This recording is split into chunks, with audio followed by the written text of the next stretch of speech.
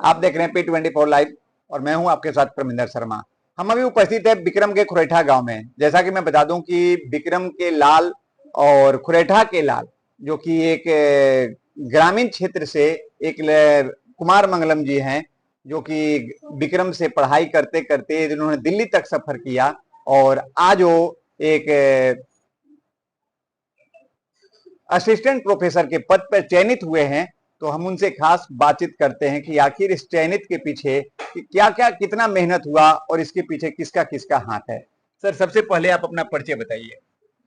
जैसा कि आपने बताया, मेरा नाम कुमार मंगलम हुआ। जी जी। और अभी जो असिस्टेंट प्रोफेसर का अभी जो भर्ती आई थी, जिसके लिए काफी सम्मानित किया जा रहा है आयोग को, जो बिहार एसोसिएशन यूनिवर्सिटी कमीशन है, जिसको बहुत अधिक सम्मानित किया जा रहा है। लगभग 3-4 हफ्तों का ये काम रहा था, और जिसमें इन्होंने सफलतापूर्वक सारा कार्यक्रम संपन्न किया, और उसी में मेरा ये रिजल्ट निकला और मैं अभी असिस्टेंट प्रोफेसर के रूप में चयनित हुआ हूँ। इसके पढ़ाई जो स्टार्टिंग पढ़ाई हुआ वो कहाँ से स्टार्ट किए, बिहार से किए या फिर डायरेक्ट दिल्ली तक? मेरा मेरी प्रारंभिक शिक्षा है वही पार्वती हाई स्कूल से। अच्छा। मैं मैट्रिकुलेशन और प्री इंटरमीडिएट मेरा यही हुआ। जी। और इसके बाद फिर मैं दिल्ली विश्वविद्यालय की ओर रुख करता हूँ, और वहाँ पर ग्रेजुएशन और मास्टर्स मेरा दोनों वहाँ पर हुआ, जहाँ दिल्ली विश्वविद्यालय के अंतर्गत काफी प्रसिद्ध कॉलेज है हंसराज महाविद्यालय, वहाँ से मैंने स्नातक किया। और इसके उपरांत मेरा जो प्रस्नातक है वो हिंदू महाविद्यालय से हुआ। क्या इसके पीछे किसका किसका हाथ है जो इतना मेहनत करके अपने इस सब सफलता तक पहुंचे हैं? तो इसके पीछे किसका किसका हाथ है? नो डाउट, ये तो मैं कहूंगा ही कि परिवार का जो हाथ होता है वो सबसे महत्वपूर्ण होता है। अगर आपकी फैमिली सपोर्टिव हो, वो हर मोड़ पर खड़े हैं आपके लिए, तो एक उसका सपोर्ट होता है। इसके साथ ही जो भी मुझे आज तक अध्यापक मिले, और बचपन से ही कुछ कुछ अध्यापकों की भूमिका रही है उसमें, उससे लेकर अभी जहाँ मैं पीएचडी कर रहा हूँ, तो मेरे जो गाइड हैं डॉक्टर विजय कुमार मिश्र, उनकी भी महत्वपूर्ण भूमिका रही है कि किन क्षेत्रों की ओर मुझे जाना है, या फिर कहाँ अपॉर्चुनिटी है जिसको मैं प्राप्त कर सकता हूँ। जो अभी के आजकल आज के डेट में जो युवा, कुछ लोग युवा हैं जो कहते हैं कि बिहार में शिक्षा नहीं है, शिक्षा बिहार का शिक्षा स्तर जो है गिरा हुआ है। लेकिन आपने बिहार से शिक्षा स्टार्ट किया और दिल्ली तक गए और इस पद तक पहुंचे, तो उन युवाओं के लिए क्या कहिएगा? नहीं, ये कोई बात नहीं होती है कि शिक्षा बिहार में नहीं रहा। ऐतिहासिक पृष्ठभूमि है ये। बिहार जो है, और यहाँ नालंदा जैसे यूनिवर्सिटी जिसकी भी ऐतिहासिक उपलब्धि रही हो, वहां पर शिक्षा नहीं होना ये अपने आप में एक तथाकथित गलत बयान है। शिक्षा है, उपलब्धता जो है वो किसी न किसी तौर पर कम देखने को मिलता है, जिसके लिए मुझे स्नातक और प्रस्नातक के लिए दिल्ली भी जाना पड़ा। लेकिन जैसे जैसे सरकार पहल उठा रही है, कदम उठा रही है, और युवाओं को मौका मिल रहा है, हाँ, हमें ये होगा कि हमें जागरूक रहना पड़ेगा कि कहाँ से हमें अवसर मिल रहे हैं और उसको हम प्राप्त कर सकते हैं। इसके लिए हमें जागरूक रहना पड़ेगा। अवसर है, बस उसे प्राप्त करने के लिए जो जागरूकता है उसे बनाए रखने की आवश्यकता है। क्या इसके आगे की भी कुछ अपेक्षा रखे हैं कि मैं कोई और भी क्षेत्र चुन लूं या फिर यहीं तक सीमित रह जाना है? नहीं, जैसे कि असिस्टेंट प्रोफेसर के तौर पर मैं इसमें ज्वाइन किया हूँ, तो आने वाले समय में एसोसिएट के लिए या फिर सीनियर प्रोफेसर के लिए भी तैयारी करनी होती है। इसके साथ ही साथ फिल्म मेकिंग में भी मेरा काम रहा है, तो एक वो भी काम है जो मुझे पसंद है, और मैं चाहता हूँ कि उसमें भी अच्छा करूँ।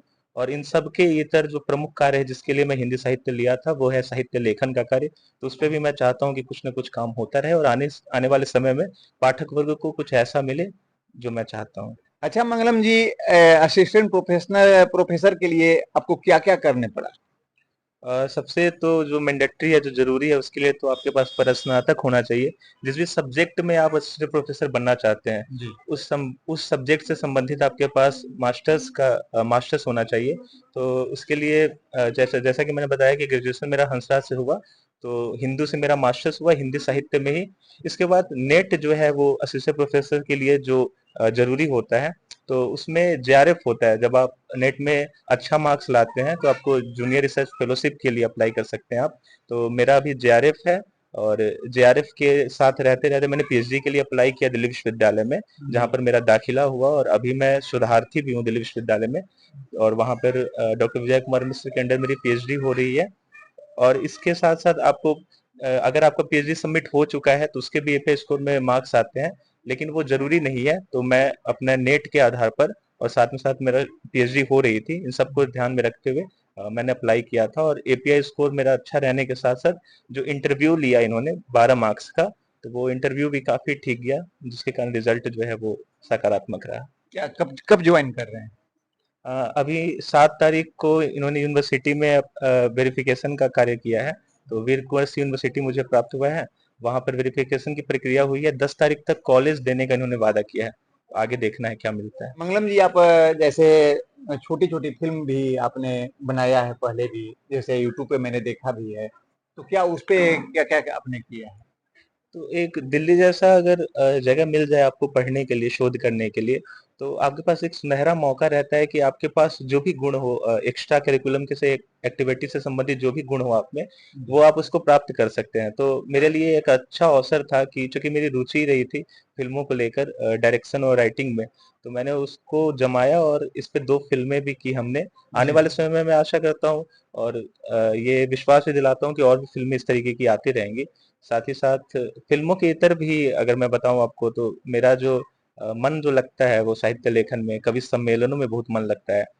कई कवि सम्मेलनों में जाना हुआ इसी के कारण से। और अभी हाल फिलहाल में रमनोत्सव जो है वो कार्यक्रम करवाया था हमने विक्रम में, जिसमें आदरणीय अरुण भगत सर, आईआईटी के चेयरपर्सन से लेकर और दिल्ली विश्वविद्यालय के नामचीन प्रोफेसर, बीएचयू के प्रोफेसर, तमाम लोग आए थे। तो ऐसे कार्यक्रमों में, साहित्य लेखन में, फिल्मी दुनिया में, अर्थात आर्ट से संबंधित जो भी कार्य हो, वो मेरा क्षेत्र है और उसमें मेरा मन बहुत लगता विक्रम है। जो धरती है वो बुद्धिजीवियों का धरती है, और यहाँ से बहुत से ऐसे ऐसे बुद्धिजीवी निकले, बाहर निकल गए। लेकिन क्या आपसे आप उम्मीद रखें कि कुछ विक्रम के लिए आपने भी कुछ फिल्म वगैरह लिखेंगे? जी बिल्कुल, ऐसा आशा रख सकते हैं, क्योंकि आदमी जब लिखता है, कुछ रचता है, तो उसमें उसकी समाज की और पारिवारिक पृष्ठभूमि का असर ज़रूर दिखता है।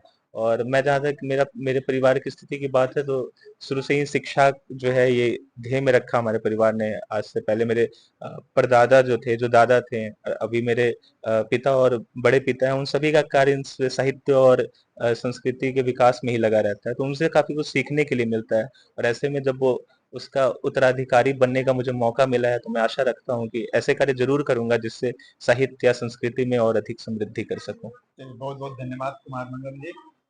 तो आपका मैंने विक्रम से कुमार मंगलम जी हैं जो असिस्टेंट प्रोफेसर के पद पे चयनित हुए हैं, इनकी बात मैंने रखा। लेकिन मैं बता दूं कि लोग कहते हैं कि ग्राम लेवल से, पंचायत लेवल से और विधानसभा लेवल से पढ़ाई कमजोर है, तो आप ऐसा ना सोचें। आप उसके लिए मेहनत करेंगे तो आपको भी सफलता कहीं ना कहीं अच्छे लेवल में मिलेगा, मिलना जरूर होता तय है। लेकिन आप अपना राय अवश्य करेंगे, लाइक से करना भूले। जय हिंद, जय